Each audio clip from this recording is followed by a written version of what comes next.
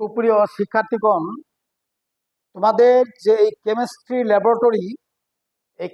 ল্যাবরেটরিতে তোমাদের ইন্টারমিডিয়েট লেভেলে যেগুলো সিলেবাস আছে, বিশেষ করে অজানা অজৈব লবণ।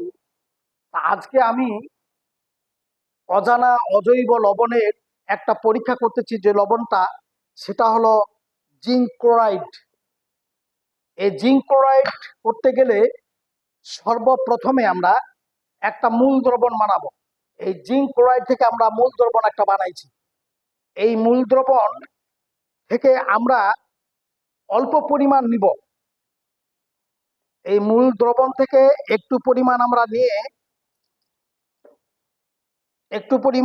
মূল দ্রবণ থেকে অন্য একটা পরিষ্কার টেস্ট টিউবে আমরা এই লবণটার মূল দ্রবণ অল্প নিব, নিয়ে এতে আমরা যোগ করব পটাশিয়াম ফেরোসায়ানাইড।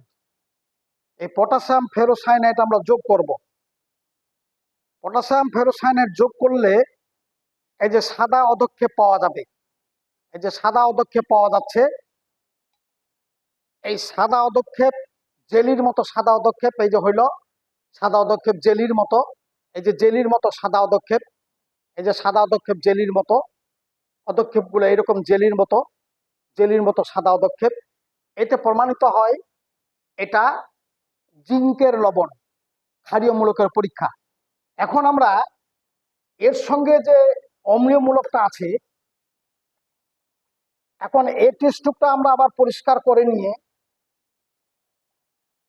এখন জিঙ্কের সঙ্গে যে ক্লোরাইড আছে এই পরীক্ষাটা করার জন্য আরেকটু মূল দ্রবণ থেকে একটু লবণ নিব। আমরা এই লবণ নিব, নেওয়ার পরে এখানে যদি আমরা সিলভার নাইট্রেট যোগ করি, এই যে সিলভার নাইট্রেট দ্রবণ আমরা যোগ করলাম, সাদা দইয়ের মতো সাদা অধক্ষেপ হইল।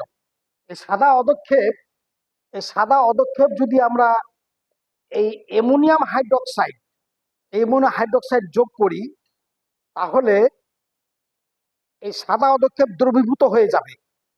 এই সাদা অধক্ষেপ দ্রবীভূত হয়ে গেলে এই যে পরিষ্কার হয়ে গেল সাদা অধক্ষেপ, এই যে পরিষ্কার হয়ে যাচ্ছে, এই সাদা অধক্ষেপ পরিষ্কার হয়ে গেল, এই যে স্বচ্ছ হয়ে গেল। এই সাদা অধক্ষেপ পরিষ্কার হয়ে গেলে এতে বুঝতে হবে এই লবণটাতে ক্লোরাইড ছিল। এই যে সাদা অধক্ষেপ পরিষ্কার হয়ে গেল, তাতে বুঝতে হবে এই লবণটাতে ক্লোরাইড ছিল। অর্থাৎ সিলভার নাইট্রেট দ্রবণ দেওয়ার পর যদি দেখা যায় সাদা অধক্ষেপ হয়, সাদা অধক্ষেপ যদি সিলভার নাইট্রেট হয় এবং এই সাদা অধক্ষেপ যদি অ্যামোনিয়াম হাইড্রোক্সাইডে দ্রবীভূত হয়, তাহলে বুঝতে হবে ওই লবণটা ক্লোরাইড। এই যে দ্রবীভূত হয়ে গেছে, এই যে লবণটা আস্তে আস্তে দ্রবীভূত হচ্ছে, স্বচ্ছ হয়ে যাচ্ছে, এই যে স্বচ্ছ হয়ে যাচ্ছে। এই যে ক্লোরাইড হলে এরকম দ্রবণটা স্বচ্ছ হয়ে যাবে, অর্থাৎ এই দ্রবণটা স্বচ্ছ হয়ে যাবে। এই যে স্বচ্ছ হয়ে যাচ্ছে, এই যে দেখো এটা স্বচ্ছ হয়ে যাচ্ছে, এই দ্রবণটা স্বচ্ছ হয়ে যাচ্ছে, এই যে স্বচ্ছ হয়ে যাচ্ছে, এই যে পরিষ্কার হয়ে যাচ্ছে। অর্থাৎ সিলভার ক্লোরাইড দিয়ে দইয়ের মতো অধক্ষেপ, আবার সেটা অ্যামোনিয়াম হাইড্রোক্সাইড দিয়ে এটা স্বচ্ছ হয়ে যাচ্ছে, পরিষ্কার হয়ে যাচ্ছে। তাহলে বুঝতে হবে যে এই লবণটা সিলভার ক্লোরাইডের বা ক্লোরাইড, অম্লমূলক ক্লোরাইড। অতএব আমরা লবণটি পাইলাম জিঙ্ক ক্লোরাইড। ক্ষারীয় মূলক হলো জিঙ্ক, অম্লমূলক হইল ক্লোরাইড। লবণটি পূর্ণাঙ্গ হইল জিঙ্ক ক্লোরাইড।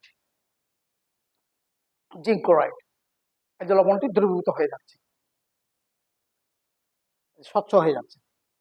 এ হলো জিঙ্ক ক্লোরাইডের পরীক্ষা। তোমাদের সকলকেই ধন্যবাদ।